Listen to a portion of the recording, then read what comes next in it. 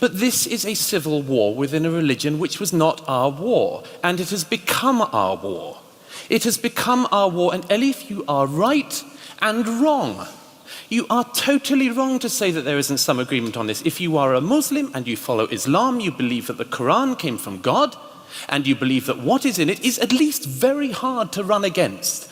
And so now we have a situation in a country like this one, where actually the majority of British Muslims want being gay, like I am, to be made illegal now, okay? So we had a nice liberal agreement in recent decades over being gay, and now you import a community which actually thinks not just that they're not on board with gay marriage, but they think it should be made a lock-upable offense. Where does that come from? It comes from Islam. Welcome to Douglas Murray Speaks, where we showcase the best of Douglas Murray spitting facts and taking names.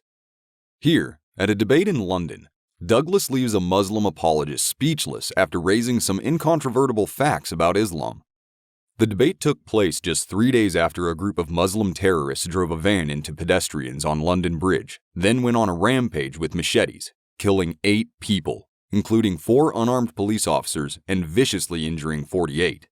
But, according to Douglas's Muslim opponent, the real problem isn't Islamic extremism. It's the rise of populism in the West.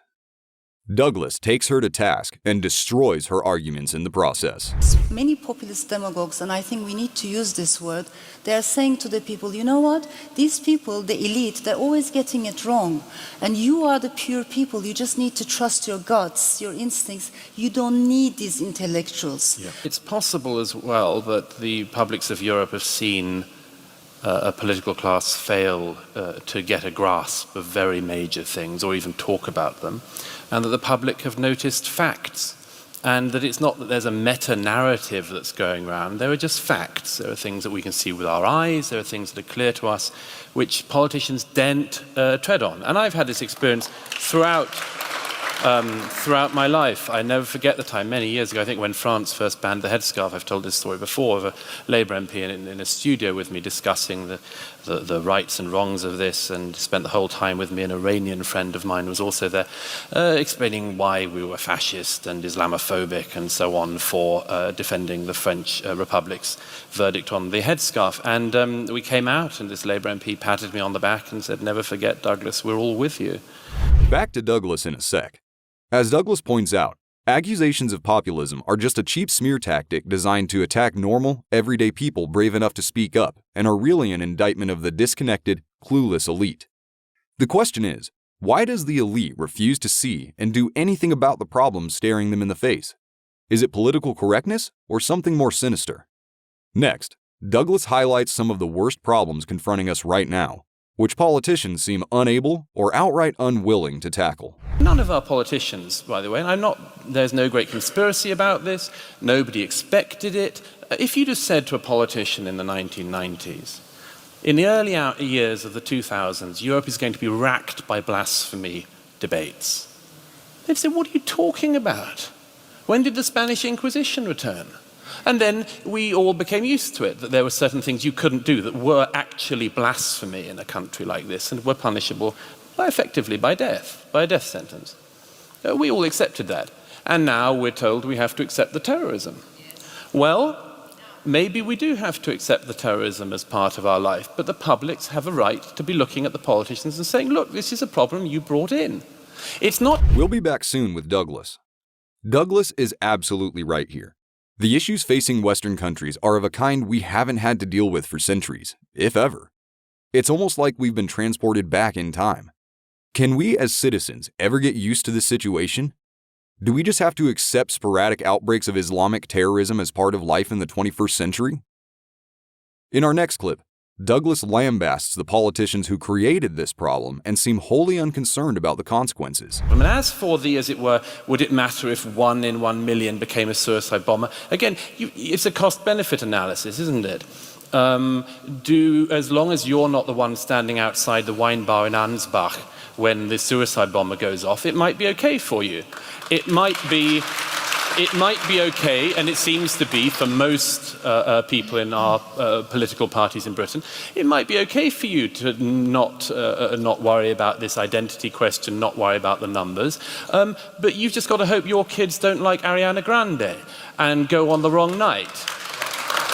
But I think the cost-benefit analysis of this has to be weighed up, and if you do think that, then say it. Say, we'll take a suicide bombing every now and then. We'll take the stabbings every now and then. Sure. Back to Douglas in a sec. The elite, living in their sheltered, pampered bubbles, are rarely affected by the changes they've wrought and see terrorist attacks as just more news events they can use for political posturing. Douglas here brings up the Manchester arena bombing, in which Muslim suicide bomber Salman Abedi blew himself up at an Ariana Grande concert, killing 22 people and injuring over 1,000. If a politician's child, rather than yours or mine, had been on the list of the dead, would they perhaps take the problem more seriously? Next, Douglas catches his Muslim opponent engaging in the all-too-common tactic of diverting the discussion away from the real problems to trivial, headline-grabbing details. We should definitely monitor what people are saying in the mosques, but for God's sake, chasing women who are just wearing their burkinis on the beach, that is not the way forward. And it's even more dangerous. Well, sorry, Elif, but the burkini ban is a massive diversion. A massive diversion. It was a big mistake for the French state when that happened, I agree, but this is not the biggest issue. The biggest issue is that just up the road, again, a few days ago, 3 men with machetes went through a London street hacking at people saying this is for Allah. Okay? That's our problem. And this is always the way with this. We always have diversions, and some of these diversions we bring upon ourselves. We'll be returning to Douglas shortly. As Douglas rightly says, the left-wing media much prefer talking about the poor plight of Muslim females banned from wearing burqas to the beach than the actual problem of Muslim terrorism. Are they just too scared of Muslim reprisals if they talk about it? Or do they in fact side with those opposed to Western civilization? Thankfully, Douglas is no coward and goes straight to the heart of the issue, the real-world consequences of Islamic extremism playing out in the West as we speak. In our next clip, Douglas pulls the veil back to look at what's driving our government's capitulation to these forces of evil. Look, all of this stuff is part of what the point of my book is to try to look at the deeper things underneath this. Our continent is racked by guilt, it's racked by tiredness, existential exhaustion, a whole range of things that mean we are very vulnerable to anyone who comes along and says it's our fault. We're very vulnerable to it, and it's, I have to say, high time we snapped out of it. When I was last on the Greek islands, the reception islands at the camps where migrants were coming in, you know, I was speaking to people from such a wide range of countries. Bangladesh, for instance. What's this country done to Bangladesh recently that should be a reason for us to be continuing to take in people from that country? And what's your solution if people who think that? You can't solve Syria. What are you going to do to solve Eritrea? And you think that in the meantime, we have to continue the current wave of migration? It's madness. Madness indeed. Back to Douglas soon. Is it really our responsibility to take in wave after wave of immigrants from Muslim countries? I'm sure every single person living in poor countries like Bangladesh would jump at the chance of moving to Western Europe, where they can claim fat benefit checks and live in government-funded housing. But Western Europe is a relatively small place and simply can't take in every poor person from around the planet, especially those whose religion and way of life go against everything the West stands for. Finally, Douglas offers us the only solution possible at this moment, and a horrifying example of the consequences that await us if we don't act. Are you suggesting these 2 or 3 million British citizens somehow have to now leave the country? No, of course not. Of course So not. what are you suggesting? The first thing is you admit this issue and you slow down or stop the flow. The obvious thing, if you've got a problem, admit to it and slow the flow. Okay? The second thing is, obviously, you try to work on the people you have here. Obviously.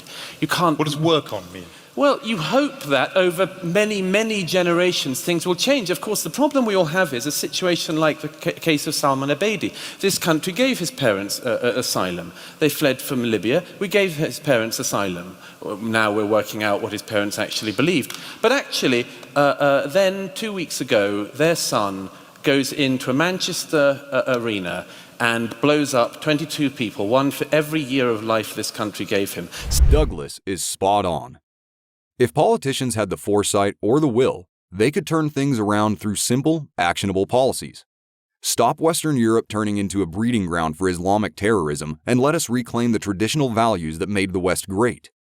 Otherwise, our future and our children's future hang fatefully in the balance. If you enjoyed this look into the mind of Douglas Murray, please hit the like button. Give us your thoughts on the issues discussed in this video in the comments. And for more Murray content coming soon, don't forget to subscribe.